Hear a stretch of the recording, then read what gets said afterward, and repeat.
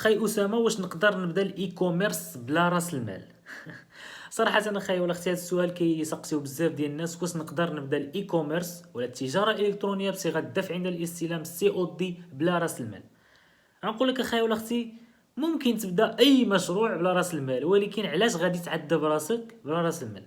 حيت ما يمكنش تخدم في شي حاجه وانت ما عندكش شي واحد الكابيتال، وانت ما عندكش شي واحد الفلوس اللي تقدر تخسر. فما يمكنش تدخل شي دومين وخصك تربح منه وانت ما تخسرش. فامبوسيبل كيما كان النوع ديال هاد الدومين اللي غادي تدخل له ضروري كتخسر، سواء كتخسر فلوس سواء كتخسر الوقت. فماشي ضروري يكون خساره دائما فلوس، تقدر تكون الوقت، ولكن غادي غتخسر عاد تقدر تدخل. كذلك بالنسبه للاي كوميرس، فهذه تجاره، فما يمكنش انك تبدا الاي كوميرس وما تشريش لي برودوي.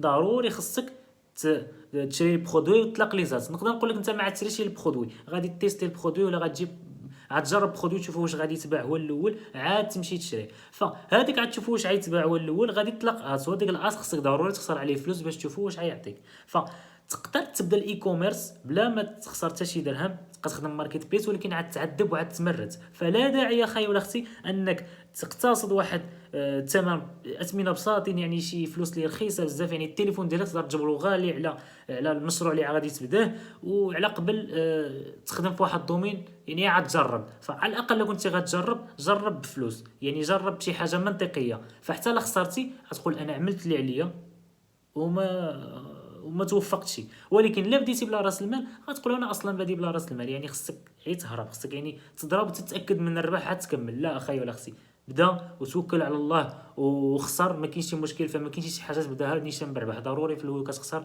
وكتعذب وكيضحكوا عليك وكينصبوا عليك ومشاكل كيوقعوا بزاف، ولكن بالصبر بالصبر بالصبر كتنجح في الاخير. وبيس اند لوف اللي بغى يبدا يجمع راس المال.